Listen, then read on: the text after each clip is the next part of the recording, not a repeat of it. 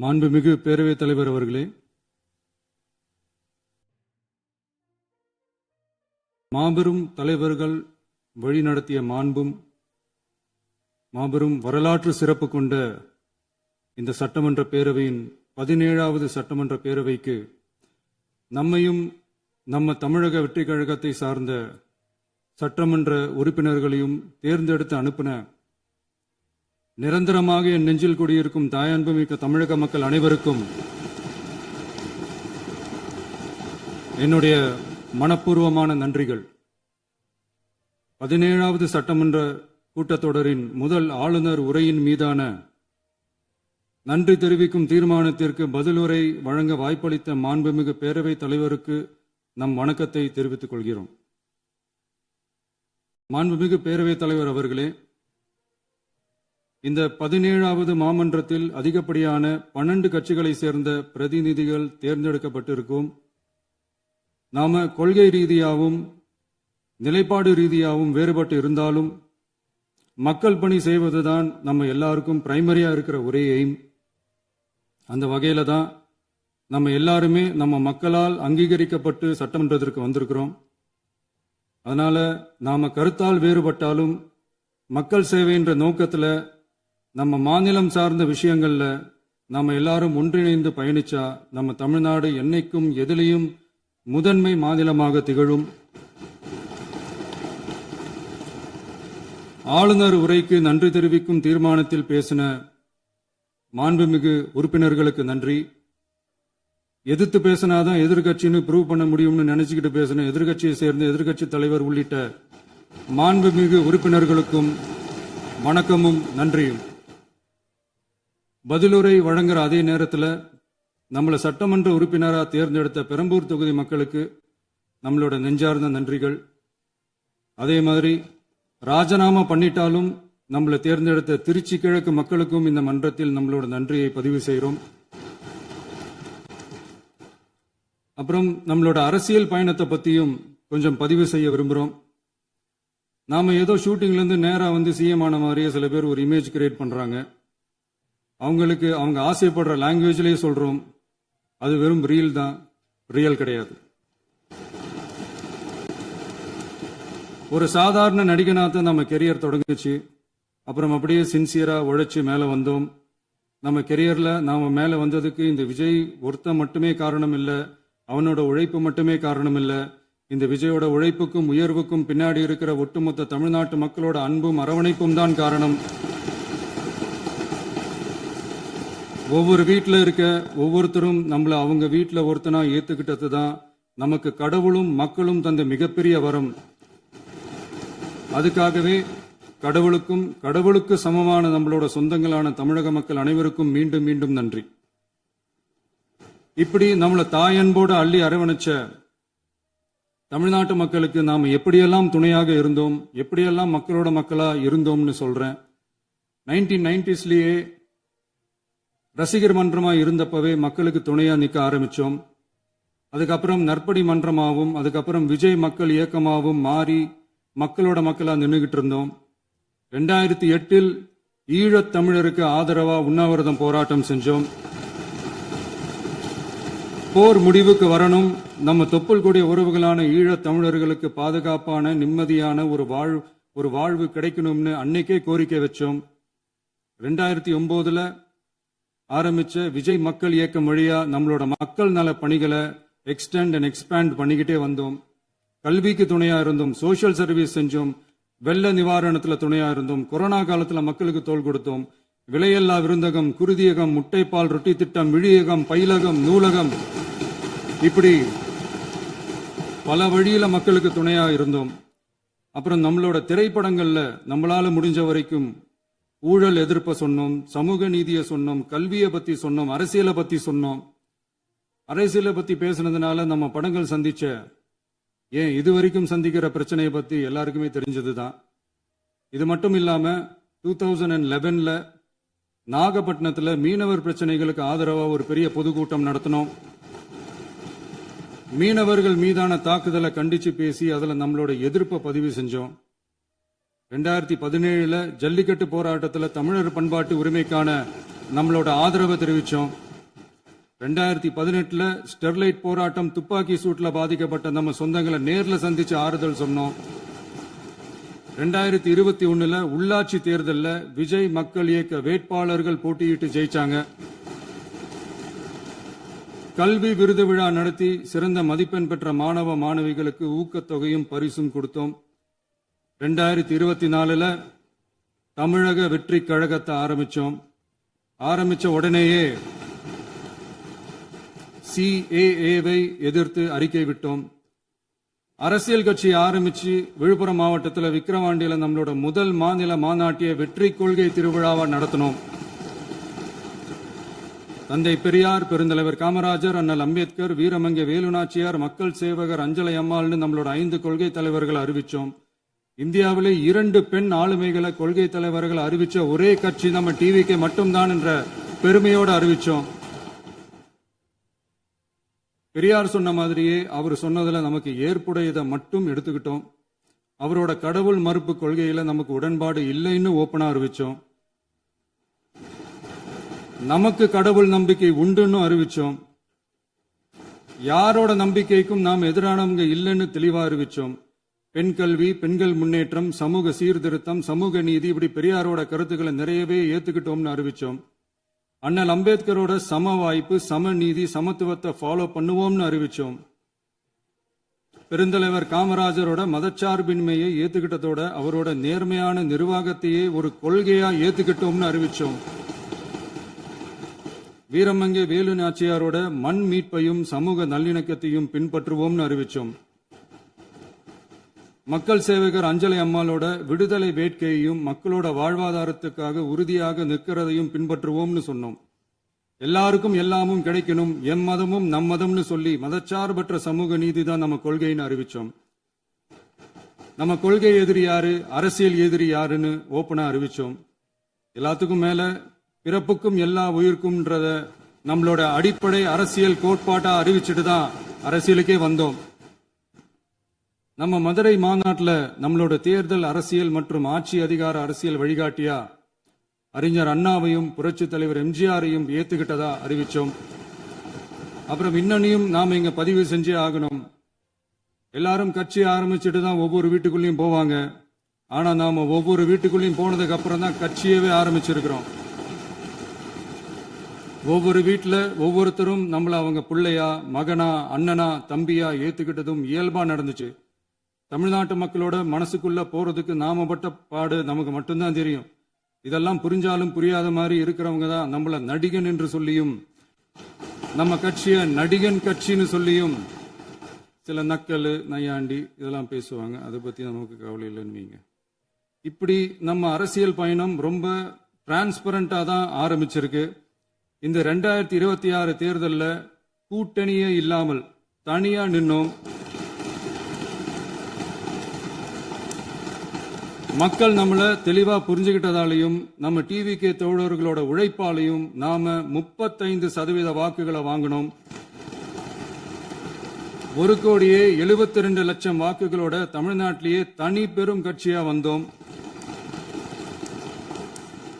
தமிழக மக்களாலையும் நம்மளோட ஆதரவு இயக்கங்களாலையும் இதோ இன்னைக்கு இங்க நம்ம டிவிகே ஆளும் கட்சியா உட்கார்ந்துருக்கிறோம். இந்த ஆளும் கட்சியா ஆனதும் அவ்வளவு சாதாரணமாலாம் நடந்துடல. 2.25 வருஷத்துல ஆட்சிக்கு வந்துட்டீங்கன்னு ரொம்ப கிண்டலா கேலியா சிலர் பேசுறாங்க. எங்களோட இந்த 2.25 வருஷ டிராவல்ல எவ்வளவு வலியும் வேதனையும் இருக்குது. நம்மளோட மக்கள் சந்திப்புக்கே அவ்வளவு இடையூறு, அவ்வளவு தடைகள், ஊர் உலகத்துல யாருக்கும் இல்லாத ஒன்னா நமக்கு மட்டுமேன்னு தனியா ஸ்பெஷலா எக்ஸ்க்ளூசிவா நிறைய நிபந்தனைகள், நெருக்கடிகள், கட்டுப்பாடுகள், நம்மளை சந்திக்க வர்ற மக்களுக்கு சரியான பாதுகாப்பு இல்லாம, நம்ம கூட்ட நிகழ்ச்சிக்கு போதுமான பாதுகாப்பு இல்லாமன்னு இன்னும் வெளியே சொல்ல முடியாத நிறைய சூழ்ச்சிகள் எல்லாத்தையும் தாண்டி தான் நாம் இந்த இடத்துக்கு வந்திருக்கிறோம். பட் ஸ்டில் மைல்ஸ் டு கோ.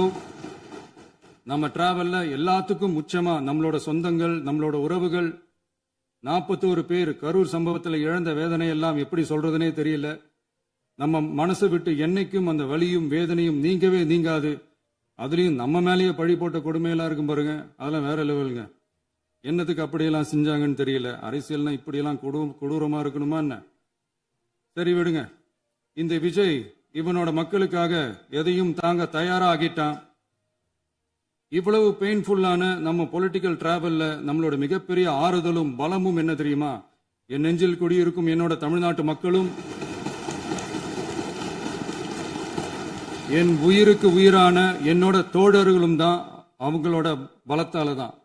அன்னைக்கு 1967ல முன்னாள் முதல்வர் மாண்புமிகு அறிஞர் அண்ணா அவர்கள் தலைமையில் அமைஞ்ச சாமானியர்களோட ஆட்சி மாதிரி 1977ல முன்னாள் முதல்வர் மாண்புமிகு புரட்சி தலைவர் எம்ஜிஆர் அவர்கள் தலைமையில் அமைஞ்ச மிக சாமானியர்களோட ஆட்சி மாதிரி இதோ இன்னைக்கு அதே வரிசையில 2026 சட்டமன்ற தேர்தலில் இந்த விஜயோட தோழர்கள் இடம்பெற்ற ஒரு மிக மிக சாமானியர்களின் ஆட்சி அமைஞ்சிருக்கு. வாகை சூடும் வரலாறு திரும்பி இருக்கிறது. இப்படி ஒரு தீர்ப்பை மக்கள் அளிச்சதுனாலதான் தமிழக வரலாற்றில் ஒரு மகத்தான கூட்டணி ஆட்சியை நாம் அமைச்சிருக்கிறோம். இளைஞர்களால என்ன செய்ய முடியும், பெண்களால என்ன செய்ய முடியும்னு கேட்டவங்களுக்கான பதில் தான் இன்னைக்கு அமைஞ்சிருக்கிற நம்ம ஆட்சி. ஒரே ஒரு குடும்பம் மட்டும் முக்கியம்னு சொல்றது நம்மளோட ஆட்சி அதிகார அரசியல் இல்ல. தமிழ்நாட்டில் இருக்கிற ஒவ்வொரு குடும்பமும் முக்கியம்னு சொல்றது தான் நம்ம அரசியல். நம்மளோட ஆட்சி அதிகாரம் அதான் நம்மளோட மனசாட்சி உள்ள மக்கள் ஆட்சி. இந்த 2026 தேர்தலில் யாராலும் உடைக்கவே முடியாதுன்னு சொன்ன மதத்தை உடைச்சோம், சாதியை உடைச்சோம், முக்கியமா காசு கொடுத்து ஓட்டு வாங்குற ஒரு நச்சு கலாச்சாரத்தையே சுக்கு நூறா தூள் தூளா உடைச்சிருந்தோம். நாம கிளீன் கவர்னன்ஸ் அண்ட் குட் கவர்னன்ஸ்ல உறுதியா இருக்கிறோம். இப்ப மட்டும் இல்ல, எப்பவுமே இப்படிதான் இருப்போம். இதுல 100% இது உண்மைன்றதுனாலதான் பாரம்பரியமான தினத்தந்தி பத்திரிகை ஊழலின் ஊற்றுக்கண் அடைக்கப்படுகிறதுன்னு 16/6/2026 அன்னைக்கு ஒரு தலையங்கமே எழுதியிருக்கு. ஒரு தவறு செய்தால் அது தெரிந்து செய்தால் அவன் தேவன் என்றாலும் விடமாட்டேன் என்று எம்ஜிஆர் அன்று பாடினார். அதை இன்று விஜய் செயலில் காட்டுகிறார்னு அந்த எடிட்டோரியல்ல எழுதியிருக்கு. இந்த நேரத்தில் தினத்தந்திக்கு நம்மளோட நன்றியை தெரிவிச்சுக்கிறோம். அரசியலுக்கு வந்து 2 வருஷம் தான் ஆகுது. உங்களுக்கு என்ன தெரியும், உங்களால என்ன முடியும்னு கேலியா கேட்டவங்களுக்கு தினத்தந்தியோட பதிலை இப்போதைக்கு போதும்னு நினைக்கிறேன். என்னென்னமோ செய்வான்னு சொல்றானே இந்த விஜய், பல வருஷமா இருக்கிற ஒரு பதவி வெறி பிடிச்ச அரசியலை உடைச்சி எப்படி செய்வான்னு நம்ம மக்களை யோசிச்சிருவாங்க. இதோ இப்போ நம்ம மக்களுக்கு புரிஞ்சிருக்கும். இப்பவும் சொல்றோம், இது வெறும் ஆரம்பம் தாங்க. இந்த மாபெரும் சபையிலிருந்து கேட்கிற மக்களே, நமக்கு கொஞ்சம் அவகாசம் கொடுங்க. இதுக்கு முன்னாடி, அதாவது 2017 கடைசியில இருந்து 2026 ஏப்ரல் வரைக்கும் இருந்த புண்ணியவான்கள் ஆட்சியில ஒவ்வொரு டிபார்ட்மெண்ட்லயும் போட்ட ஏராளமான ஓட்டைகளை அடைச்சிக்கிட்டே படிப்படியா மக்களுக்கு நல்லதையும் செஞ்சுக்கிட்டே வருவோம். அதனாலதான் நமக்கு எதிரா யார் யாரோ சேரவே மாட்டாங்கன்னு நினைச்சவங்க எல்லாம் ஒன்னா சேர்றாங்க. நம்ம ஆட்சிக்கு டேட்டு குறிக்கிறாங்க.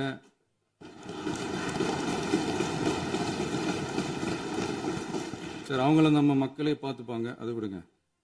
நாம ஆட்சிக்கு வந்து சரியா 40 நாள் ஆகுது. அதுக்குள்ள என்ன செஞ்சீங்கன்னு கேட்கிறாங்க. ஒரு லிஸ்ட் ஒன்னு சொல்றேன் கேளுங்க. பெண்கள் பாதுகாப்புக்காக சிங்கப்பெண் சிறப்பு படை, 200 யூனிட் வரை கட்டணமில்லா மின்சாரம், போதைப் பொருள் ஒழிப்புக்காக தனிப்படை, குறுவை நெல் சாகுபடியை ஊக்குவிப்பதற்காக 134.83 கோடி சிறப்பு தொகுப்பு திட்டம், வழிபாட்டு தலம், ஸ்கூல், பஸ் ஸ்டாண்டுன்னு அதுக்கு பக்கத்தில் இருக்கிற 717 மதுபான கடைகள் மூடப்பட்டன. அங்க வேலையில் இருந்தவர்களுக்கு வேறு கடைகளில் வேலை, கவனிக்கப்படாமல் விடப்பட்ட அம்மா உணவகங்கள் புதுப்பிக்கப்பட்டன. பத்திரப்பதிவு துறையில் பகல் கொள்ளைக்கு புல் ஸ்டாப் வைக்கப்பட்டுள்ளது. வருகையில்லா ஆவண பதிவு முறை கொண்டுவர உத்தேசிக்கப்பட்ட செயல்பாட்டில் உள்ளது. அரசு மற்றும் தனியார் மருத்துவமனையில் ஸ்கேன் மையங்களில் கருவுறுவதற்கு முன் மற்றும் பின் ஏற்படும் தவறுகளை கண்காணிக்கவும், மருத்துவ நிறுவனம் முறைப்படுத்தும் சட்ட விதிகள் பின்பற்றப்படுகிறதா என கண்காணிக்கவும், மருத்துவ மற்றும் ஊரக பணிகள் இயக்கத்தின் பயன்பாட்டிற்காக 40 புதிய வாகனங்கள் வழங்கப்பட்டுள்ளது. கூட்டுறவு வங்கியின் ஏழை எளிய மக்கள் வாங்கிய கடனுக்கு முதல் முத்தாய்ப்பாக ரூபாய் 2045 கோடி தள்ளுபடி வழங்கி ஆணையிடப்பட்டுள்ளது.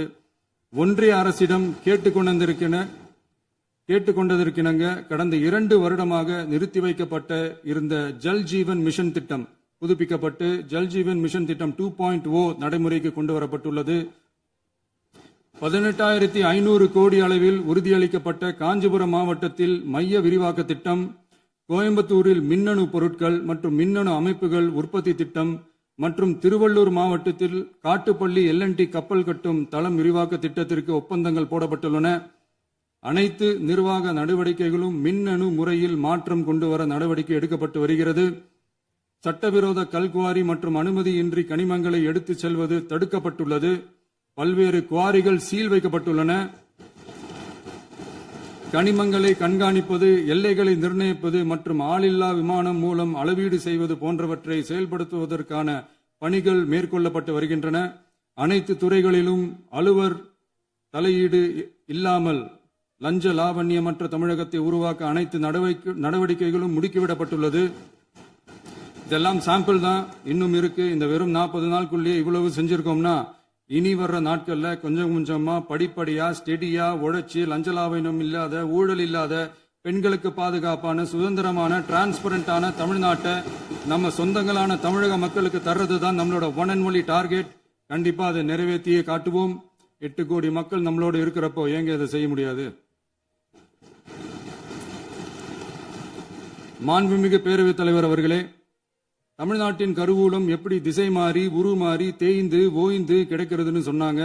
திசை மாறி உருமாறி தேய்ந்து ஓய்ந்துன்னு வசனம் மாதிரி ரைமிங்கா இல்லாம வளமான இலக்கியமா இதே சபையில பேசினவங்களோட திறமையான ஆட்சியில நடந்த நிதி மேலாண்மையை பத்தி வெள்ளை அறிக்கையா வெளியிட்டோம். வெள்ளை அறிக்கை வந்ததிலிருந்தே கண்ணை கட்டுதுங்க. அந்த காலத்துலதான் பிள்ளையோ பிள்ளை, தொல்லையோ தொல்லைன்னு சொன்னாங்க. அதே மாதிரி தாங்க அவங்க ஆட்சியாலையும் அவங்களாலையும் இன்னைக்கு தமிழ்நாட்டுக்கே தொல்லையோ தொல்லை. இப்படி ஒரு நிலைமையை உண்டாக்கி வச்சுட்டு இவங்க சொல்றாங்க நமக்கு ஆட்சி செய்ய தெரியாதுன்னு. நம்ம அமைச்சர்களுக்கும் நம்ம சட்டமன்ற உறுப்பினர்களுக்கும் ஒன்னும் தெரியாதுன்னு. ஆமாங்க, எங்களுக்கு தெரியாதுதான். எங்க சட்டமன்ற உறுப்பினர்களுக்கும் அமைச்சர்களுக்கும் மக்கள் பணி செய்ய தெரிஞ்ச அளவுக்கு மக்கள் பணத்தை சுருட்ட தெரியாதுதான்.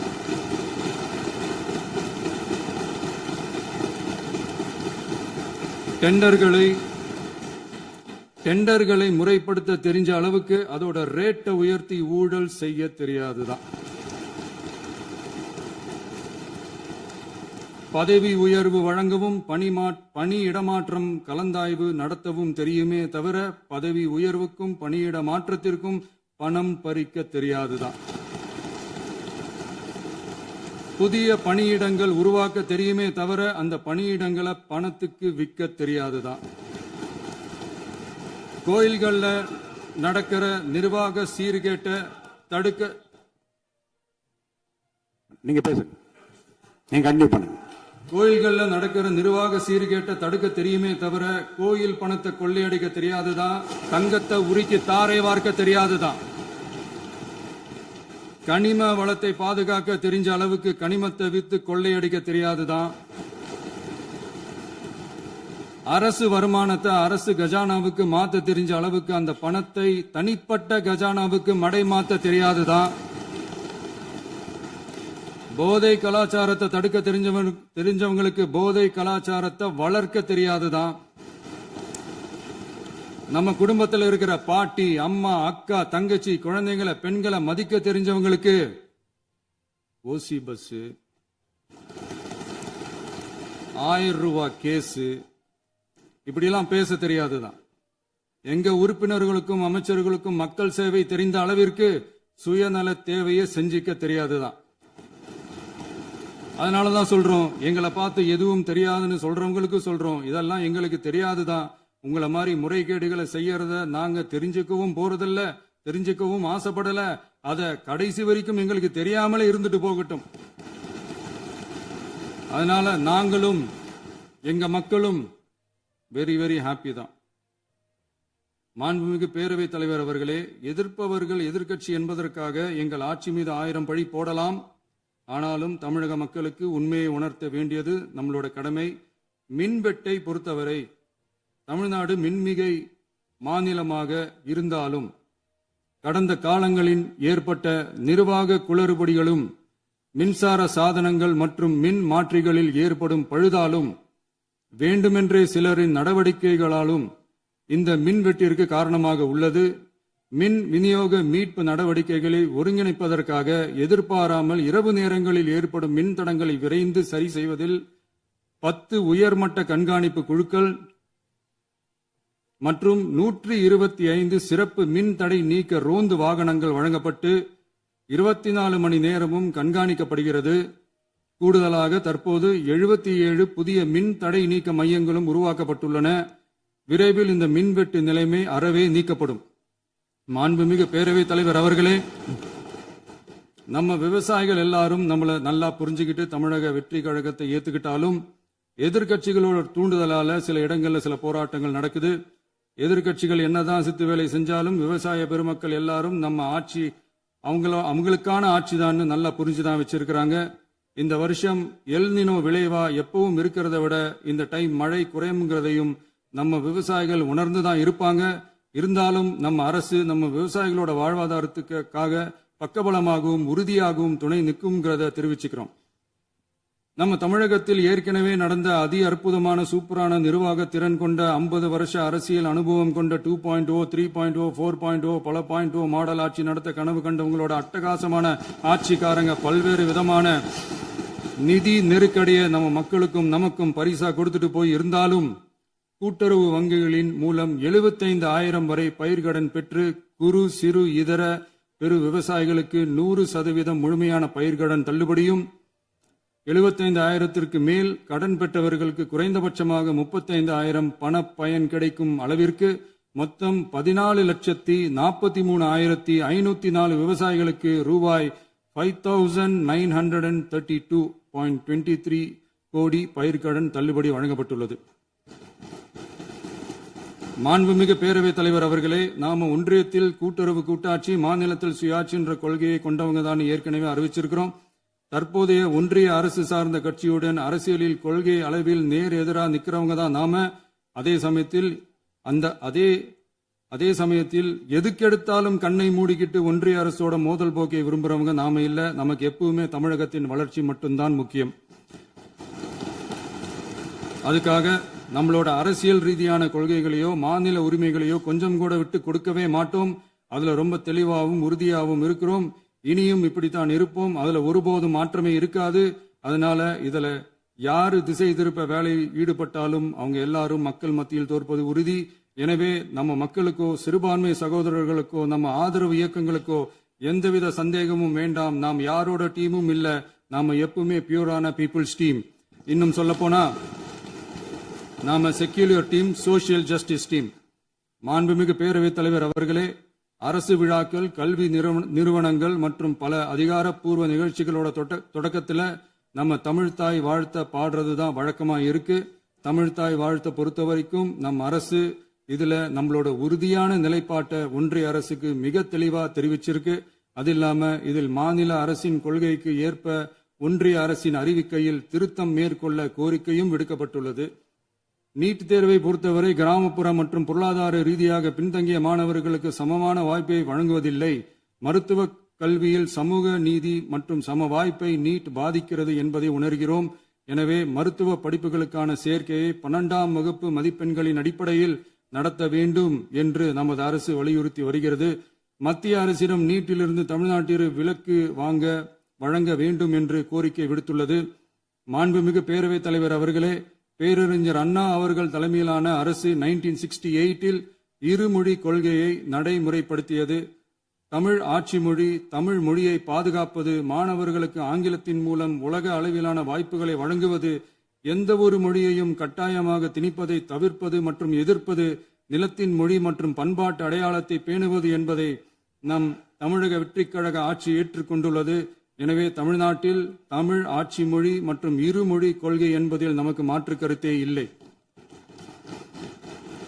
மாண்புமிகு பேரவைத் தலைவர் அவர்களே, கடந்த 11/6/2026 அன்று நடந்த நிதி ஆயோக் கூட்டத்தில் தமிழ்நாடு அரசின் சார்பாக கலந்து கொண்டு வறுமையற்ற தமிழ்நாடு இயக்கம் உருவாக்க தேவையான நிதியையும், தமிழ்நாட்டுக்கு 2 எய்ம்ஸ் மருத்துவமனைகளை தருமாறும், மருத்துவம் மற்றும் பல் மருத்துவ படிப்பிற்கு 12ஆம் வகுப்பு மதிப்பெண் அடிப்படையில் இடங்களை நிரப்புதல் குறித்தும், செயற்கை நுண்ணறிவு தொடக்க நிறுவன வளர்ப்பு மையங்கள் தமிழ்நாட்டில் அமைக்கவும், இளைஞர் திறன் மற்றும் வேலைவாய்ப்பு இயக்கம் செயல்படுத்த வேண்டியும், பெண்கள் தலைமையிலான வளர்ச்சி குறித்தும், மீனவ சமுதாயங்களின் வாழ்வாதாரம் மற்றும் மீன்பிடி படகுகள் மற்றும் மீனவர்களை விடுவித்தல் குறித்து நிரந்தர நடவடிக்கை எடுக்க வேண்டியும், காலநிலை தாங்கும் தன்மை பெருந்திட்டம் 2045 கீழ் விண்வெளி உற்பத்தி மையத்தை தேசிய விண்வெளி உற்பத்தி மையமாக அறிவிக்க கோரியும், தமிழ்நாட்டில் சாலை போக்குவரத்து, நெடுஞ்சாலை மற்றும் ரயில்வே அமைச்சகத்தின் மேம்பாட்டு குறித்தும், அனைத்து கிராமங்களையும் டிஜிட்டல் இணைப்பு வசதி ஏற்படுத்துதல் குறித்தும், கூட்டு குடிநீர் திட்டம் தொடரவும், அரசின் விழாக்களில் தமிழ்தாய் வாழ்த்துக்கான முதலிடத்திற்கான கோரிக்கையும், மேகதாது அணை கட்டுமான நிறுத்தத்தை உறுதிப்படுத்தவும், மாநிலத்தின் மீது மும்மொழி கொள்கையை வற்புறுத்தாமல் புதிய கல்விக் கொள்கையை திணிக்காமல் தமிழகத்திற்கான கல்வித் தொகை ரூபாய் 3284 கோடியை விடுவிக்க கோரியும், ஆண்டுதோறும் 5 லட்சம் இளைஞர்களுக்கு உதவித் தொகையுடன் கூடிய பணியினை தொழில்நுட்ப பயிற்சி வழங்க ஒத்துழைப்பு வழங்குமாறும், ஒகேனக்கல் 3ஆம் கட்ட கூட்டு குடிநீர் திட்டத்திற்கான நிதி ரூபாய் 2283.40 விடுவிக்கவும், வேலை வாய்ப்பு மற்றும் வாழ்வாதாரத்துக்கான உத்தரவாத திட்டத்தின் கீழ் வேலை வாய்ப்புகளை உருவாக்க உடனடி நடவடிக்கை மேற்கொள்ள வேண்டியும் மற்றும் திருக்குறளை தேசிய இலக்கியமாக அறிவிக்குமாறும் தமிழ்நாடு சார்பில் பேசியுள்ளோம் என்பதை தெரிவித்துக் கொள்கிறோம். மாண்புமிகு பேரவைத் தலைவர் அவர்களே, அண்டை மாநிலங்களுடனான நட்புறவு ஒரு மாநிலத்தின் வளர்ச்சிக்கும் நாட்டின் ஒற்றுமைக்கும் மிகவும் அவசியமானது. தமிழ்நாடு தனது அண்டை மாநிலங்களுடன் நதி நீர் பங்கீடு, பொருளாதாரம், கல்வி, கலாச்சாரம் மற்றும் போக்குவரத்து துறைகளில் நல்லுறவை பேணி வருகிறது. பரஸ்பர மரியாதை, ஒத்துழைப்பு மற்றும் கூட்டாட்சி தத்துவத்தின் அடிப்படையில் அண்டை மாநிலங்களுடனான நட்புறவை வலுப்படுத்தவும் நமது ஆட்சியில் காக்கப்படுகிறது. மாண்புமிகு பேரவைத் தலைவர் அவர்களே, சட்டம் ஒழுங்கை பத்தி பேச்சு வந்தது. சட்டம் ஒழுங்கு சரியா இருக்கணும் அப்படின்றதுல எங்களுக்கு மாற்று கருத்தே கிடையாது. கண்டிப்பா லா அண்ட் ஆர்டர் கரெக்டா இருக்கணும், கரெக்டா இருக்கும், இருக்க வைப்போம். அதே மாதிரி பெண்கள் பாதிக்கப்படுறதையும் இங்க யாராலையும் சகிச்சிக்கவே முடியாது. அதுக்கான கடுமையான நடவடிக்கைகள் நம்ம அரசு எடுத்துக்கிட்டு இருக்கிறோம். இந்த சிங்கப்பெண் சிறப்பு அதிரடி படை கூட அதுக்கான ஒரு ஃபர்ஸ்ட் ஸ்டெப் தான். அதே மாதிரி இந்த போதைப் பொருள் நடமாட்டம், அதை கண்ட்ரோல் பண்றதுக்கும் நம்ம அரசு கடுமையான நடவடிக்கைகள் எடுத்துக்கிட்டு இருக்கிறோம். அதையும் கண்டினியூ பண்ணி எடுப்போம். மாண்புமிகு பேரவைத் தலைவர் அவர்களே, இப்ப நான் சொன்ன இந்த பிரச்சனைகள்லாம் 2026 போன மாசம் மே மாசம் 10ஆம் தேதி புதுசா வந்துடல. இதெல்லாம் பல வருஷமா இருக்கிற பிரச்சனைகள் தான், பல வருஷமா கண்டுக்காம விட்ட பிரச்சனைகள் தான். இன்னைக்கு எதிர்கட்சிக்காரங்க அதை பத்தி கேட்கும் போது எனக்கு அது அக்கறையா தெரியல, அவதூறு அரசியலா தான் தெரியுது, பழி போடுற அரசியலா தான் தெரியுது. இப்படி அவதூறு பழி போடுறவங்கள பார்த்து ஒண்ணு தான் கேட்கணும்னு தோணுது. கடந்த 9-10 மாசமா நம்ம ஸ்டேட்ல சட்டம் ஒழுங்கு டிஜிபியே இல்ல. சட்டம் ஒழுங்கு டிஜிபியை போடுங்கன்னு சொல்லி எல்லாம் ஓஞ்சி போயிட்டோம். போன ஆட்சியில் நடந்ததுக்கெல்லாம் இப்பதான் விடையை கண்டுபிடிக்கிறோம் நம்ம ஆட்சியில்.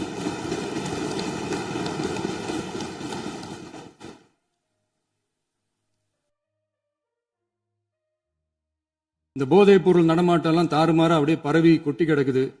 இதெல்லாம் இனிஷியல் ஸ்டேஜ்லயே யார் கண்ட்ரோல் பண்ணியிருக்கணும்? போலீஸ் டிபார்ட்மெண்ட் அப்போ யார் கையில இருந்தது? இத்தனை கேள்வி நம்மளை பார்த்து கேட்கறாங்களே, ஒரே ஒரு கேள்விதான் நான் கேட்கணும்னு தோணுது. போலீஸ் டிபார்ட்மெண்ட்டை கையில வச்சுக்கிட்டு பிகினிங்லயே இனிஷியல் ஸ்டேஜ்லயே இந்த போதைப் பொருள் நடமாட்டத்தை ஏன் கண்ட்ரோல் பண்ணல? மனசாட்சி உள்ளவங்க இந்த பிரச்சனையெல்லாம் ஏன் நடக்குதுன்றது அவங்களுக்கே நல்லா தெரியும். இன்னைக்கு சட்டம் ஒழுங்கை பத்தி கேள்வி கேட்க கூடாதா அப்படின்னா தாராளமா கேட்கலாம். இது ஜனநாயக அரசு, மன்னராட்சி எல்லாம் கிடையாது, மனசாட்சி உள்ள மக்களாட்சி. அதனால கேள்வி கேட்கலாம், எல்லாருக்கும் எல்லா உரிமையும் உண்டு. விமர்சனம் செய்யலாம், எல்லாருக்கும் எல்லா உரிமையும் உண்டு. ஆனா நம்ம ஆட்சியில் என்ன நடவடிக்கைகள் எடுத்திருக்கோன்றது தெரிஞ்சுக்கிட்டு அதுக்கேற்ற மாதிரி ஒரு நடுநிலையா பேசுனீங்கன்னா கொஞ்சம் நல்லா இருக்கும். சட்டம் ஒழுங்கை பத்தி யாருக்கு என்ன யோசனை இருந்தாலும், மக்கள் நலனுக்காக யாருக்கு என்ன யோசனை இருந்தாலும் அதை தாராளமாக சொல்லலாம். நம்ம அரசு அது காது கொடுத்து கேட்கும். ஆனா நம்ம அரசினுடைய நிர்வாகத்திறன் அதை பத்தி பேசுறவங்களுக்கு ஊரடிச்சு உலையில போட்டு ஊழல் மேல ஊழலா செஞ்சுக்கிட்டு அதுல இருந்து தப்பிக்கிறதுக்கு பேர் தான் நிர்வாகத்திறன் அப்படின்னு சொன்னா, அப்படிப்பட்ட ஒரு ஊழல் செய்யற நிர்வாகத்திறனை நம்ம அரசு ஒரு நாளும் செய்யாது. பொட்டி பெட்டியா பணத்தை வச்சுக்கிட்டு, பெட்டியை வச்சு எல்லாம் செஞ்சுக்கிட்டு, போதைப் பொருள் பாதுகாவல் கழக மாடல் அரசாங்கம் செஞ்ச ஒவ்வொரு ஊழலா வெளியில வந்துகிட்டு இருக்கு. டாஸ்மாக்ல அது என்னப்பா அது பேரு, பார்ட்டி ஃபண்ட் கட்சி நிதி அப்படின்ற பேர்ல அடிச்ச கொள்ளையெல்லாம் ஒண்ணு ஒன்னா இப்போ கவர்மெண்டோட கஜானாவுக்குள்ள கொண்டு சேர்த்துக்கிட்டே இருக்கிறோம். உட்காருங்க. மாண்புமிகு முதல்வர்கள் பதில் உரைக்கு பிறகு முதல்வர் பதில் உரைக்கு பிறகு நேரம் தரேன். அப்ப பேசட்டும், அவங்க பேசட்டும், அவங்கள பேச அனுமதி. உட்காருங்க, உட்காருங்க.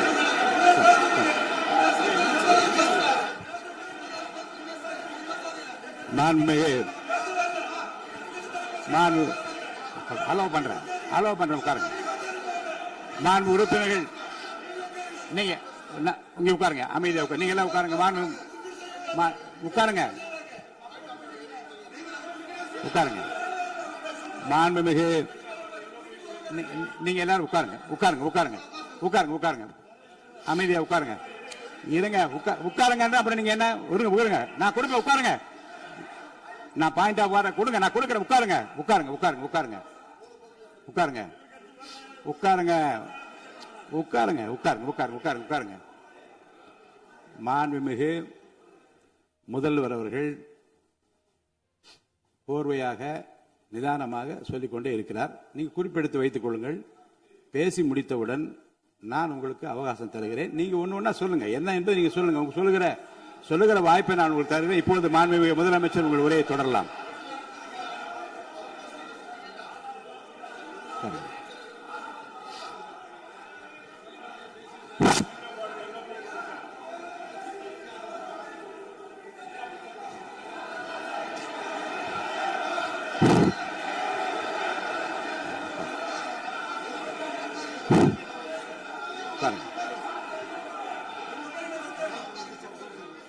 நான் எழுந்த பிறகு உட்கார்றதான் முறை. உட்காருங்க, எல்லாரும் உட்காருங்க. தேசிய உட்கார். நான் அலோவ் பண்றேன். உட்காருங்க, அமைதியா உட்காருங்க. நான் அலோவ் பண்றேன். அமைதியா உட்காருங்க, உட்காருங்க. அங்க இருந்து குரல் கொடுக்காதீங்க. உட்காருங்க.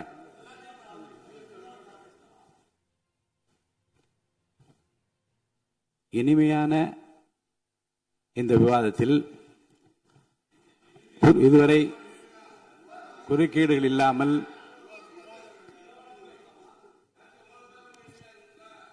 கொஞ்சம் அமைதியா இருங்க. மாண்புமிகு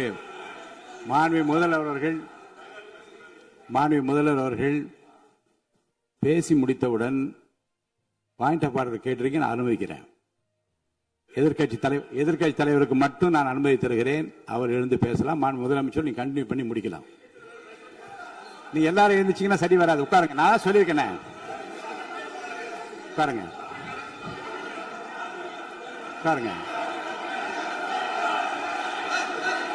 உட்காருங்க.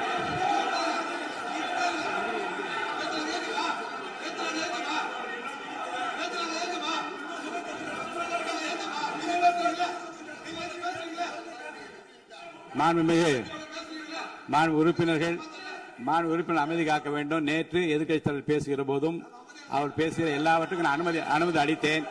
அதில் பாயிண்ட் ஆஃப் கேளுங்க, அந்த விவாதத்தில் கேளுங்க. இப்போதும் மாண்புமிகு முதலமைச்சர் அவர் பேசி முடித்த பிறகு நான் உங்களுக்கு அதுக்குரிய அவகாசத்தை தருகிறேன். நீங்க கேள்வி கேளுங்க. கேட்கிற உரிமையும் விளக்கத்தை பெற்றுக்கொள்ள உரிமை உங்களுக்கு இருக்கிறது. அதற்கு அவகாசம் நான் தருகிறேன்.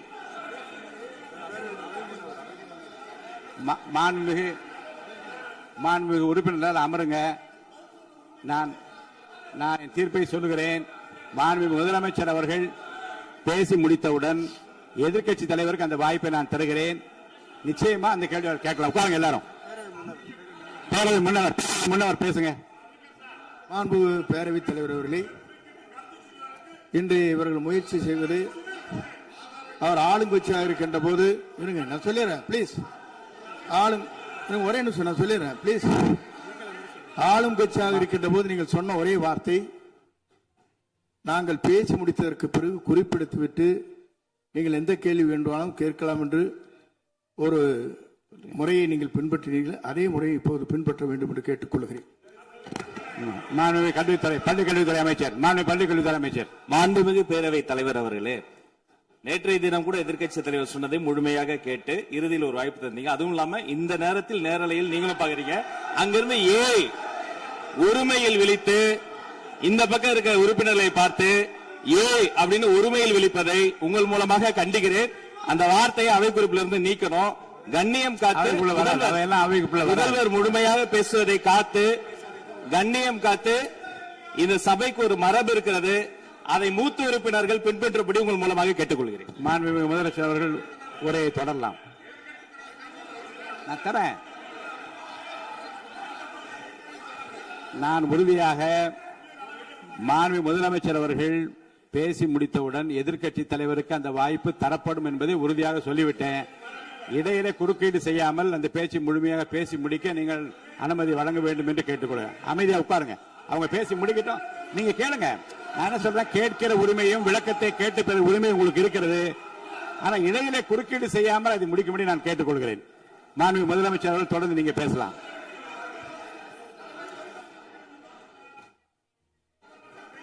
எதிர்க்கட்சி தலைவர் அவர்கள் உங்கள் கட்சியினுடைய உறுப்பினரை அமைதிப்படுத்த வேண்டும் என்று நான் கேட்டுக்கொள்கிறேன். உங்களுக்கு வாய்ப்பு தரவில்லை என்றால் அவர் எழுந்து நிற்பதில் நியாயம் இருக்கிறது. வாய்ப்பு தரப்போகிறேன். மாண்புமிகு முதலமைச்சர் அவர்கள் பேசி முடித்தவுடன் உங்களுக்கு வாய்ப்பு தரப்படும். அது வரைக்கும் உங்களுடைய உறுப்பினரை அமைதி காக்க நீங்கள் தான் பார்த்துக் கொள்ள வேண்டும். மாண்புமிகு அவை முன்னவர்.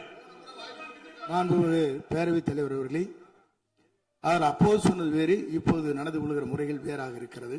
அன்றைக்கு அவர் சொல்லுகிற போது அமைச்சர் அத்தனை பேரும் பேசி முடித்ததற்கு பிறகு உங்களுடைய கருத்துக்கள் ஏதாவது மறுபடியும் தெரிவிக்கலாம். இப்போது பின்பற்றினால் நன்றாக இருக்கும். நீங்கள் அதற்காகத்தான் சொன்னீர்கள். முதலமைச்சர் பேசியதற்கு பிறகு எதிர்க்கட்சி தலைவர் அவர்கள் பேசுவதற்கு வாய்ப்பளிக்கிறோம் என்று சொல்லியிருக்கிறார்கள். ஆகவே அந்த வாய்ப்பை நீங்கள் இல்ல அது பதில் சொல்லணும்னு கேட்டிருக்காங்க. பதில் சொல்லணும் சொல்லியிருக்காங்க. பதில் சொல்லினா தங்க பிரச்சனை இல்ல. அப்படி இல்ல. ஆகவே இல்ல நேற்றைய தினம் நீங்கள் அப்படி பேசிக் கொண்டது ஆறாவது இல்ல. நேற்றைய தினம் நீங்கள் பேசுகிற போது ஆறாவது குறுக்கிட்டார்களா? நீங்கள் பேசுகிற போது யாருமே குறுக்கிடவில்லை. நீங்க எவ்வளவு பேசினீர்கள், எவ்வளவு வார்த்தைகள் பேசினீர்கள் என்பதெல்லாம் எங்களுக்கு தெரியும். யாருமே அதில் குறுக்கிடவில்லை. இது முதலமைச்சர், எங்கள் முதலமைச்சர் எதிர்க்கட்சி தலைவர் பேசுகிறவர் யாரும் குறுக்கிட வேண்டாம் என்று சொன்னார்கள். அதை நாங்கள் பின்பற்றினோம். ஆனால் இன்றைக்கு நீங்கள் பின்பற்றவில்லை என்றால் வேதனையாக இருக்கிறார். முன்னவர் நேற்று எதிர்க்கட்சி தலைவர் பேசுகிற போது அடுக்கடுக்காக குற்றச்சாட்டுல வைத்தார். இப்போ அதற்குரிய மாண்புமிகு பொதுப்பணித்துறை அமைச்சர் கூட காலையில் அலுவலகத்தை சந்தித்து அவர்கள் சாட்டிய குற்றச்சாட்டுகளுக்கெல்லாம் ஆதாரங்களை எல்லாம் நான் கொண்டு வந்திருக்கிறேன் என்று சொன்னேன். நான் நேற்று அந்த விஷயம் நேற்றோடு முடிந்து விட்டது. ஆதாரங்களை கொடுங்கள். தக்க நேரத்தில் இதை பற்றி சொல்ல வேண்டிய நேர்ந்தால் நான் இதெல்லாம் ஆய்வு செய்து உரிய நேரத்தில் அவை குறிப்பிட்டு ஏற்றுவதற்கு முன்பாக அவரிடம் காட்டி அதற்கு பிறகு அதை பற்றி முடிவெடுக்கும் என்று நான் சொன்னேன். இப்போதும் சொல்லுகிறேன், மாண்பு முதலமைச்சர் அவர்கள் பேசிக் கொண்டிருக்கிறார். பேசி முடிக்கட்டும். எதிர்க்கட்சி தலைவருக்கு உறுதியாக நான் வாய்ப்பு தருவேன். அவர் கேள்விகளை முன்வைக்கலாம், விளக்கங்களை பெறலாம். இப்போதைக்கு பேரவைத் தலைவர் என்ற முறையில் என்னுடைய முடிவு இதுதான். அவையில் இருக்கக்கூடிய உறுப்பினர்கள் அமரும்படி நான் கேட்டுக்கொள்கிறேன். நான் முதலமைச்சர் அவர்கள் பேச வேண்டிய போ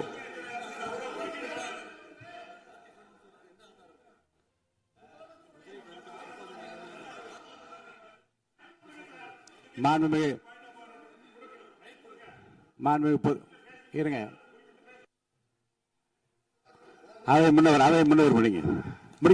பேரவைத் தலைவர் அவர்களே, நேற்றைய தினம் நீங்கள் முழுமையாக பேசினீர்கள். உங்கள் பேச்சுக்கள் எப்படி இருந்தது என்பதும் நாடறியும். இருந்தாலும் கூட நாங்கள் அமைதியாக இருந்தோம். இல்ல நீங்க இருங்க, ஒவ்வொரு வார்த்தைக்கு இருங்க. நீங்க மின்வெட்டையில நீங்க சொன்னீங்க, உங்களுடைய முன்னாள் அமைச்சர் ஆற்காடு வீராசாமி இருக்கிற போது மின்வெட்டால் தான் நாங்கள் ஆட்சியே மாறியது என்றெல்லாம் சொன்ன கதையெல்லாம் இருக்கு. அதெல்லாம் சொன்னோம்னாங்க, நாங்களே அமைதியா இருந்தோம். அதுக்கு அங்கே தயவு செய்து எதிர்க்கட்சி தலைவருக்கு வாய்ப்பளிக்கிறார்கள். அந்த வாய்ப்பை நீங்கள் அவர் முதலமைச்சர் பேசுவதற்கு பிறகு பேசினால் அழகாக இருக்கும். அதை முன்ன பள்ளிக் கல்வித்துறை அமைச்சர். மாண்புமிகு பேரவைத் தலைவர் அவர்களே, அவர் ஒரே ஒரு வார்த்தையை தான் சொன்னார். பார்ட்டி ஃபண்ட் என்ற வார்த்தையை கேட்டு எதிர்க்கட்சி நண்பர்கள் கோபப்படுகிறார்கள். ஆனால் அதன் மீது உங்களுக்கு பாயிண்ட் ஆஃப் ஆர்டர் தருவதாகவும் நீங்கள் சட்டப்பேரவைத் தலைவர் சொல்கிறீர்கள். நேற்றைய தினம் இதே போல வெற்றி தலைவர் அவர்களினுடைய வழிகாட்டில் வளர்ந்த நாங்கள் சகிப்புத்தன்மையோடு அவர்கள் பல வார்த்தைகள் சொன்னார்கள். புதிதாக சோஃபா மாடல் என்றார்கள், குதிரை பேரம் என்றார்கள், எத்தனையோ வார்த்தைகள் சொன்ன போது சகிப்புத்தன்மையோடு அதை கேட்டு பொறுமையாக இருந்தோம். இவர்கள் குதிரை பேரம் எல்லாம் அவைக்குள் நீக்கப்பட்டு விட்டது. சரி, சோஃபா மாடல் என்று சொன்னார்கள். ஆதாரம் கேட்டு இப்படி எழுந்து நாங்கள் கொந்தளிக்காமல் ஒரு சட்டமன்றத்தில் ஒரு உறுப்பினர் எப்படி நடந்து கொள்ள வேண்டும் என்பதற்கு எடுத்துக்காட்டாக தமிழக வெற்றி கழகத்தின் உறுப்பினர்கள் நடந்து கொண்டார்கள். இப்போது மதிப்பிற்குரிய எதிர்க்கட்சி தலைவர் அவர்களே, உங்கள் ஊடாக நான் கேட்பது என்னவென்றால், அவர்களினுடைய கட்சி உறுப்பினர்களை அவர் அமைதிப்படுத்தி முதல்வர் அவர்கள் உரையை முழுமையாக கேட்டு சகிப்புத்தன்மைக்கு சட்டமன்றத்தில் இந்த பக்கம் மட்டுமல்ல அந்த பக்கமும் எடுத்துக்காட்டாக இருப்பதற்கு அவர் வழிவகை செய்ய வேண்டும் என்று உங்கள் மூலமாக கேட்டுக்கொள்கிறேன். பொதுப்பணித்துறை அமைச்சர்.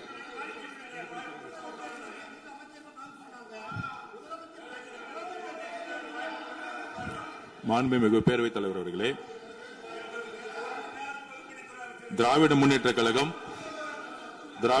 கழகம் முதல் நாளில் இந்த சபையுடைய மரபையும் பாரம்பரியத்தை பற்றியும் நமக்கு வகுப்பெடுத்தார்கள். அந்த மரபுப்படி எங்களுடைய தலைவருடைய வழியில் இந்த சட்டசபையுடைய நிகழ்வுகளில் நாங்கள் கலந்து கொண்டிருக்கிறோம். நேற்று எதிர்க்கட்சி தலைவர் பேசும்பொழுது எவ்வளவோ வார்த்தைகள் உண்மைக்கு புறம்பாக சட்டத்திற்கு எதிராக ஒரே நிமிஷம் பேசுறேன். சட்டத்திற்காக பேசும்பொழுது நாங்கள் அமைதியாக இருந்தோம். ஒரு 2-3 முறை தான் அவரு பேசும்போது மினிஸ்டர்கள் நின்னாங்க. ஆனா இன்னைக்கு மாண்புமிகு முதலமைச்சருடைய முதல் உரை, கடந்த 4 நாட்களாக திராவிட முன்னேற்ற கழகம் முதலமைச்சர் ஏன் பேசலன்னு சொல்லிட்டே இருந்தாங்க. இன்னைக்கு பேச ஆரம்பிச்ச உடனே அவர் சொன்ன வார்த்தை பார்ட்டி ஃபண்ட் சொன்னார். எந்த பார்ட்டின்னு சொல்ல. ஆனா அந்த வார்த்தைகள் சொல்லி முடிஞ்ச உடனே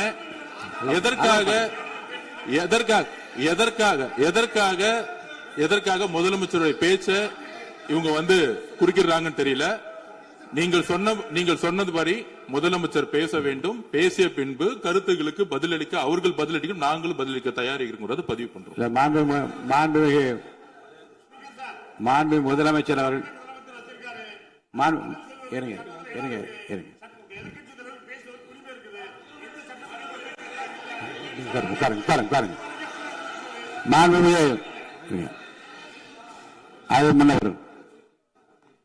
மரபு இருக்கிறது, எப்போது வேணும் பாயிண்ட் ஆஃப் ஆர்டர் இருக்கலாம். இருந்தாலும் கூட நீங்க அந்த மரபை நீங்க கடைபிடித்தீங்களா உங்க ஆட்சியில? நீங்க முன்னவர் முன்பு எப்படி நடந்தார் என்பதை பற்றியோ, முன்பு நடந்த நிகழ்வுகள் பற்றியோ நீங்கள் சொல்லி மீண்டும் மீண்டும் இந்த அவையினுடைய மாண்பை குறைக்க வேண்டாம் என்று நான் கேட்டுக்கொள்வது வேண்டாம். இப்போது உள்ள பிரச்சனை, மாண்பு முதலமைச்சர் அவர்கள் தன்னுடைய பேச்சை உறுதி செய்து முடிக்க வேண்டும். அவர் முடித்த பிறகு எதிர்க்கட்சி தலைவருக்கு நான் நிச்சயமாக வாய்ப்பு தருவேன். அவர் கேள்வி கணைகளை தொடுக்கலாம், சந்தேகங்களை கேட்கலாம். விளக்கம் தருவதற்கு மாண்பு முதலமைச்சர் அவர்கள் தயாராக இருக்கின்றார். அமைதியாக என்னை அமரும்படி நான் கேட்டுக்கொள்கிறேன். இப்போது நான் அனுமதிக்க முடியாது. மாண்பு முதலமைச்சர் உரையை தொடரலாம்.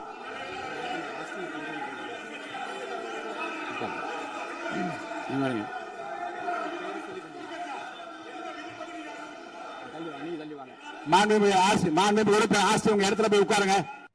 மாண்புமிகு உறுப்பினர் ஆஸ்டின், நீங்க ஒரு மூத்த உறுப்பினர், சபை விதிகளை நன்கு தெரிந்த ஒரு உறுப்பினர், நீங்க போய் இடத்துல உட்காருங்க. முதல்ல மாண்புமிகு முதலமைச்சர் அவர்கள் உரையை தொடரலாம். இப்போது எந்த விதமான பாயிண்ட் ஆஃப் ஆர்டர்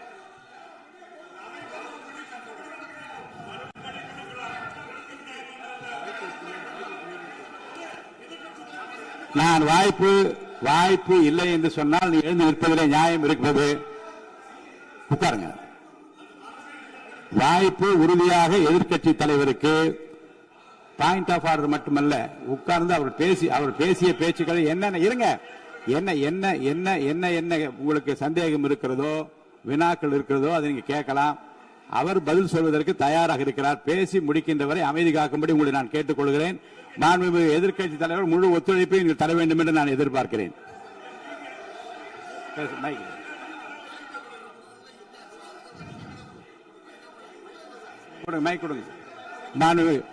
மாண்புமிகு எதிர்க்கட்சி தலைவர் பேரவைத் தலைவர், நீங்க உட்காருங்க. நேற்று நான் பேசும்போது சில அமைச்சர்கள் குறுக்கிட்டு பேசினாங்க. அதற்கு நீங்க அனுமதி கொடுத்தீங்க. அது மாதிரி இன்னைக்கு முதலமைச்சர் பேசும்போது சில வார்த்தைகள், தவறான வார்த்தைகள் பேசுறாரு. அவர் பார்ட்டி ஃபண்ட் அப்படின்னு சொல்லியிருக்கிறாரு.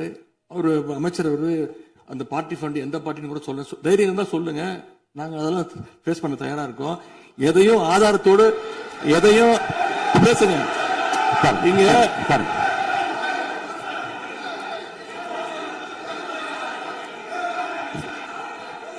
அது மாதிரி பேரவைத் தலைவர் அவர்களே, நேற்று நான் பேசி முடிஞ்சோடனே நீங்க அவை முடிஞ்சிருச்சுன்னு சொல்லிட்டீங்க. நாங்கெல்லாம் வீட்டுக்கு போயிட்டோம். வீட்டுக்கு போய் டிவி போட்டு பார்த்தா அங்க இன்னொரு அமைச்சர் இன்னும் பதில் சொல்லிட்டே இருந்திருக்கிறாரு. அதற்கெல்லாம் நாங்க இப்ப என்ன பதில் இது, என்ன மரபு இது? நீங்க இப்ப பேசிக்கிட்டே இருப்பீங்களா? நாங்க அதை பார்த்துக்கிட்டே இருக்கணுமா? அதே மாதிரி இன்னைக்கு முதலமைச்சர் அவர்கள் பேசும்போது நாங்களும் அமைதியா கேட்டுட்டு தான் இருந்தோம். ஆனா சில கருத்துக்கள் அவர் பேசும்போது அதை நாங்க அனுமதிக்க முடியாது. ஆதாரத்தோடு ஏதாவது பேசணும்னா, குற்றச்சாட்டுகள் சொல்லும் போது ஆதாரத்தோடு சொன்னீங்கன்னா அதை நாங்க ப்ரூவ் பண்றதுக்கு தயாராக இருக்கு. மாண்புமிகு உறுப்பினர் அவர்கள் இருங்க. நேற்று மாண்புமிகு எதிர்க்கட்சித் தலைவர்கள் பேசியதும், மாண்புமிகு பொதுப்பணித் தலைவர்கள் பேசியதும் ஆதாரம் இல்லாமல் பேசக்கூடாது என்று நான் சொன்னேன். ஆய்வு செய்து நீக்கப்பட வேண்டியது நீக்கும் என்று சொன்னேன். இப்போது மாண்புமிகு முதல்வர் அவர்கள் பேசி முடிக்கட்டும். நீங்கள் கூறிய கருத்துப்படி அதில் ஆதாரங்கள் இல்லாத குறிப்பாக இருந்தால் அதை நீக்குவதற்குரிய உரிமை எனக்கு இருக்கிறது. ஆய்வு செய்து நான் நடவடிக்கை எடுப்பேன். இப்போது மாண்புமிகு முதலமைச்சர் அவர்கள் பேசலாம். இந்த டாஸ்மாக் மாதிரியே பல டிபார்ட்மெண்ட்லயும், மறுபடியும் சொல்றேன், கட்சி நிதின்ற பேர்ல அடிச்ச கொள்ளைய ஒன்னா கவர்மெண்டோட கஜானாக்குள்ளேயே கொண்டு சேர்த்துக்கிட்டே இருக்கிறாங்க. இப்பவும் சொல்றேன், மக்கள் பணத்திலிருந்து ஒரு பைசா கூட தொடமாட்டோம், தொடவும் விடமாட்டோம், தொட்டா விடமாட்டோம். இதுக்கு முன்னாடி தொட்டவங்களையும் விடமாட்டோம்.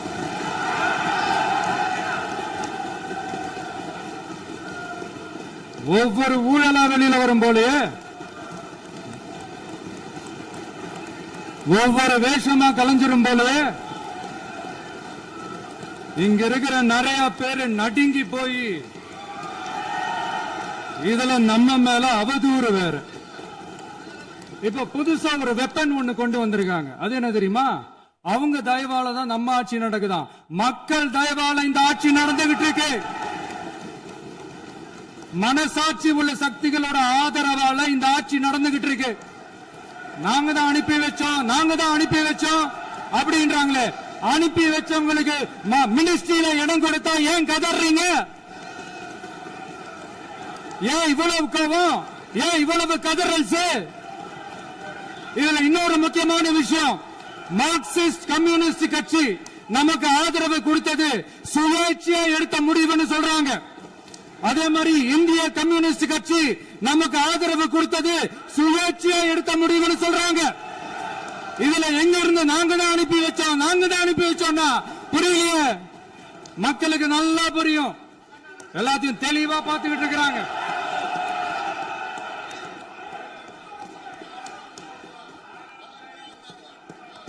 முதலமைச்சர் கண்டினியூ பண்ணலாம். மாண்பு முதலமைச்சர்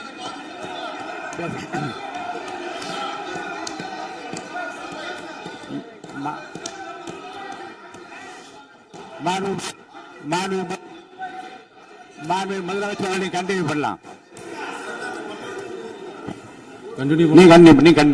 நீங்க கண்டினியூ பண்ணலாம்.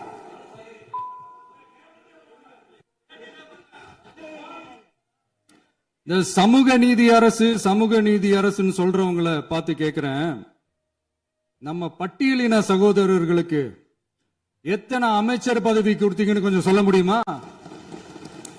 ஆனா நம்மளுடைய அரசுல 8 அமைச்சர் பதவிகள் யாருக்கு? நம்ம பட்டியலின சகோதரர்களுக்கு. எல்லாம் நம்ம அண்ணன், நம்ம தம்பி, நம்ம தங்கச்சிங்க. அண்ணல் அம்பேத்கர் அவர்களுடைய கிட்டத்தட்ட 100 ஆண்டு கால கனவு இப்ப நிறைவேறி இருக்கு. நான் ஏன் கொஞ்சம் சவுண்டா பேசுறேன் அப்படின்னா அவங்களுக்கு கேட்கணுன்றதுக்காக, தப்பா எடுத்துக்காது. அதே மாதிரி பெண்களோட பாதுகாவலர் நாங்க தான் அப்படின்னு சொல்லிக்கிறவங்களை கேட்கிறேன், எத்தனை பெண்களுக்கு அமைச்சர் பதவியில இடம் கொடுத்தீங்க கொஞ்சம் சொல்ல முடியுமா? எங்க அரசுல 4 சகோதரிகளுக்கு அமைச்சர் பதவி கொடுத்திருக்கிறோம்.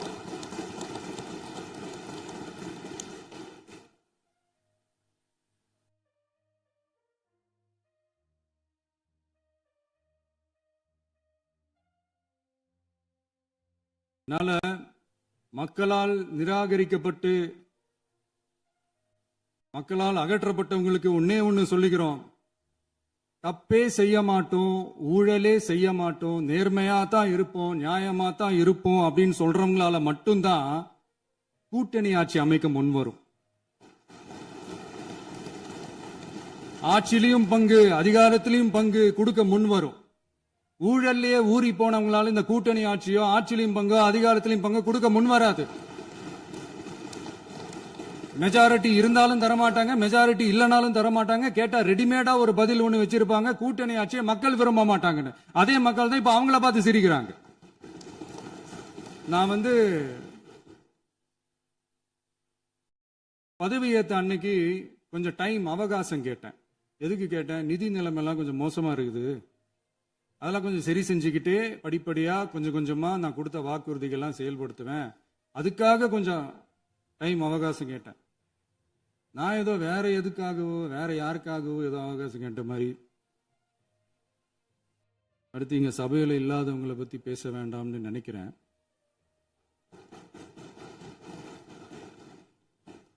இங்க நம்மளை பத்தி அவதூறு பரப்புறதோட மட்டும் இல்லாம இப்ப நம்ம மக்கள் மேலேயும் அவதூறு பரப்ப ஆரம்பிச்சிட்டாங்க. மக்கள் நமக்கு ஓட்டு போட்டது தப்பான், குடும்பம் குடும்பமா நமக்கு ஆதரிச்சது தப்பான்.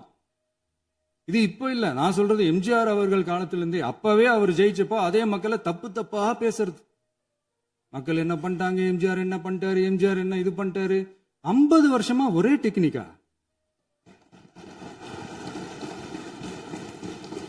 டெக்னாலஜி எல்லாம் மாறி வேற எங்கேயோ போயிட்டு இருக்கு பஸ். இதுல கொஞ்சம் டெக்னிக்காச்சும் கொஞ்சம் மாத்தினா கொஞ்சம் நல்லா இருக்கும். அதனால மக்களுக்கு யூஸ்ஃபுல்லா இருக்கிற மாதிரி இந்த ஆக்கப்பூர்வமான கருத்துக்களோ ஆக்கப்பூர்வமான யோசனைகளோ இருந்தா சொல்லுங்க, அதை நாங்க டெஃபரெண்டா எடுத்துக்கிறோம். ஆனா அதை விட்டுட்டு இந்த நக்கலு நையாண்டி சம்பந்தம் இல்லாத பேச்சு இதெல்லாம் பேசிட்டு அப்புறம் முதல்வர் பதில் சொல்லல, முதல்வருக்கு பதில் சொல்ல தெரியல அப்படின்னா அப்புறம் என்ன சோஃபா மாடல் ஆட்சியா? அது என்னன்னு புரியறதுக்கே எனக்கு ரொம்ப நாள் ஆச்சு. இந்த sofa set, table chair, teapoy, furniture பிசினஸ்லாம் வேற எங்க வெளியில போய் பண்ண சொல்லுங்க. அப்படி அந்த பிசினஸ் தான் பண்ணணும்னா நிறைய பிசினஸ் பண்ற மாதிரி வெளியில போய் பண்ண சொல்லுங்க, இங்க சட்டசபைக்குள்ள வேணாம். அதனால ஆக்கப்பூர்வமான கருத்துக்கள் இருந்தா சொல்லுங்க, டெஃபினட்டா அது சரியா இருந்தா நாங்க ஏத்துக்கிறோம். எனக்கு ஒரு குட்டி கதை ஒண்ணு ஞாபகம் வருது, சொல்லாமா? ஒரு ஊர்ல ஒரு பெரியவர் வெயில் ரொம்ப ஜாஸ்தியா இருக்குன்னு சொல்லிட்டு கண்ணுக்கு மேல கை வச்சுக்கிட்டு இப்படி சுத்தி முத்தி தேடிக்கிட்டு இருந்தாராம். அப்ப கூட இருந்த ஒரு சின்ன பையன் என்ன தேடுறீங்க அப்படின்னு கேட்டானா. அதுக்கு அந்த பெரியவர் சொன்னாரா, அது ஒண்ணு இல்ல தம்பி, உங்க அப்பா இங்கதான் இருப்பாருன்னு சொன்னாங்க, அதான் தேடிக்கிட்டு இருக்கேன். எங்க உங்க அப்பாவையா காணோம்?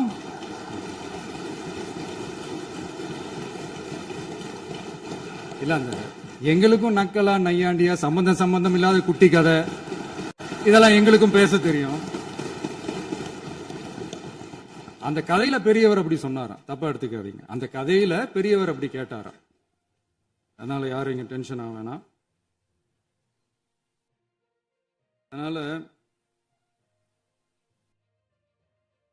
இன்னொரு இந்த என்னுடைய உரையை முடிக்கிறதுக்கு முன்னாடி போயிட்டாங்க, பேசலாமா? உங்க கருத்துக்களை நீங்க முழுமையாக மன நிறைவோடு பேசலாம். டிவியில் பார்ப்போம். சரி, அதான் 5 நிமிஷம் பேசுனதுக்கே கொளத்தூரி இந்த ஆட்டம் அடிச்சு பேசுனா அப்புறம் என்ன பண்றது? கடைசியா நான் இந்த உரையை முடிக்கிறதுக்கு முன்னாடி ஒரு முக்கியமான ஒரு விஷயம் பத்தி சொல்லணும். ஆளுநர் உரை அன்னைக்கு இந்த தமிழ் தாய் வாழ்த்துக்கு அப்புறம் தேசிய கீதம் பாடினது தப்பு, தேசிய கீதம் 2 முறை பாடினது தப்பு, அப்படி ஒரு நிகழ்வு இதுக்கு முன்னாடி இந்த சட்டசபையில நடந்ததே கிடையாது, அந்த மரபே மாத்திட்டீங்க, இப்படி ஒரு பெரிய ஒரு போர் மாதிரி எதிர்கட்சியை சார்ந்தவங்க எல்லாம் சொன்னாங்க இல்லையா? அந்த மாநில உரிமை போராளிகளை, அந்த மரபு காக்கிற உரிமை போராளிகளை ஒரே ஒரு கேள்விதான் கேட்கணும். 2021 ஆகஸ்ட் 2 ஞாபகம் இருக்கா?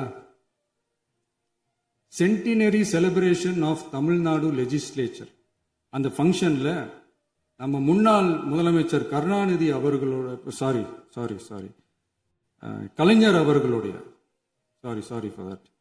கலைஞர் அவர்களுடைய புகைப்படத்தை மாண்புமிகு குடியரசுத் தலைவர் திறந்து வைக்கிற ஒரு ஃபங்க்ஷன். அந்த ஃபங்க்ஷன்ல நேஷனல் ஆந்தம் ஃபாலோடு பை தமிழ்தாய் வாழ்த்து அப்படின்னு அறிவிச்சது ஞாபகம் இருக்கா? அதாவது தேசிய கீதத்துக்கு அப்புறமா இரண்டாவது முறையா, நோட் திஸ் பாயிண்ட் மாண்புமிகு பேரவைத் தலைவர் அவர்களே, பிளீஸ் நோட் திஸ் பாயிண்ட்.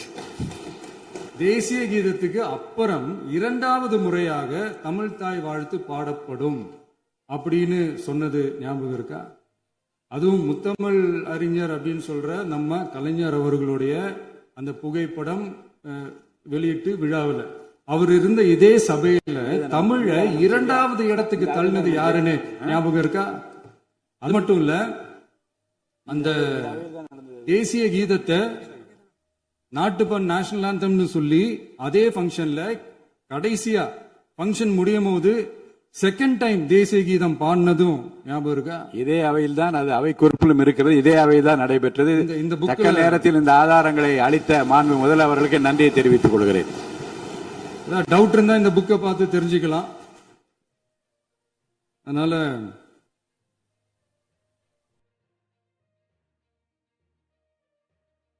எல்லாம் கேட்டா என்ன சொல்லுவாங்கன்னா, அது ஜனாதிபதி கலந்துகிட்ட ஃபங்க்ஷன், அதெல்லாம் அப்படிதான், அதெல்லாம் கண்டுக்க கூடாது அப்படின்னு சொல்லுவாங்க. இதே மாதிரிதான் பேசுறது ஒண்ணு, செய்யறது ஒண்ணு, செய்யறது ஒண்ணு, பேசுறது ஒண்ணு. இதெல்லாம் மக்கள் பார்த்துக்கிட்டு இருக்காங்க. எலெக்ஷனுக்கு முன்னாடி தான் அப்படி செஞ்சுக்கிட்டு இருந்தாங்க. இப்போ எலெக்ஷனுக்கு அப்புறம் அதே தான் செய்யறாங்க. இந்த விஜயையும் சாமானியர்களின் உண்மையான சமூக நீதி அரசையும் அவமானப்படுத்துறதுக்கு தான் அவங்களோட அந்த பொலிட்டிக்கல் சீனியாரிட்டி அது பயன்படுத்துது போல. சரி, செய்யட்டும் செய்யட்டும், நல்லா செய்யட்டும். இப்போ ஆனாலும் நம்மளுடைய மாநில உரிமை, மொழி உரிமை, உத்தம உத்தரர் போல வேஷம் போடுற எதிர்கட்சிக்கு ஒன்றை மட்டும் ஆணித்தரமாக சொல்றோம். உங்களை மாதிரி தமிழ்னு சொல்லிக்கிட்டு, மொழி, பண்பாடு, கலாச்சாரம்னு சொல்லிக்கிட்டு ரெட்டை வேஷம் போடுறவங்க நாங்க கிடையாது. உலகெங்கும் வாழும் என் தமிழ் சொந்தங்களுக்கு நம்முடைய உத்தரவாதம் தமிழ் தான் எங்க உயிர் நாடி அப்படின்றத மறக்க மாட்டோம். இப்பவும் சொல்றோம், மாநில உரிமையில எப்பவும் உறுதியா இருப்போம். அதே சமயத்துல அரசியல் வேற, ஒன்றிய மாநில அரசுகளுக்கு இடையே இருக்கிற நிர்வாக அணுகுமுறை வேற. இதுல நாங்க ரொம்ப தெளிவா இருக்கிறோம். அதனால எங்களுக்கு பாடம் எடுக்கிறதா நினைச்சுக்கிட்டு உங்க வேஷத்தை நீங்களே கொஞ்சம் கொஞ்சமா கலைச்சிக்கிட்டே வர்றீங்க, மறந்துடாதீங்க. அப்புறம் நேத்து எதிர்கட்சி தலைவர், மாண்புமிகு எதிர்கட்சி தலைவர் பேசும்போது நிறைய பேசினாங்க. அதுல ஒண்ணு மட்டும் அரசு சொல்றதா நினைச்சுக்கிட்டு நம்மளை இன்டைரக்டா ஈவில் அப்படின்ற அந்த வார்த்தையை யூஸ் பண்ணாங்க. எனக்கு ஒன்னே ஒண்ணுதான் சொல்லணும்னு தோணுது. ஈவில்ஸ்னு டெவில்ஸ் பேசக்கூடாது.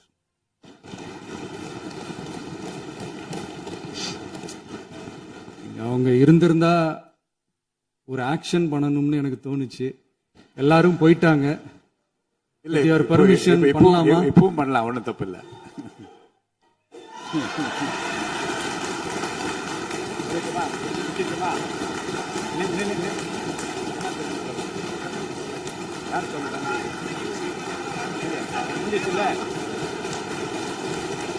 சொல்லிட்டுமா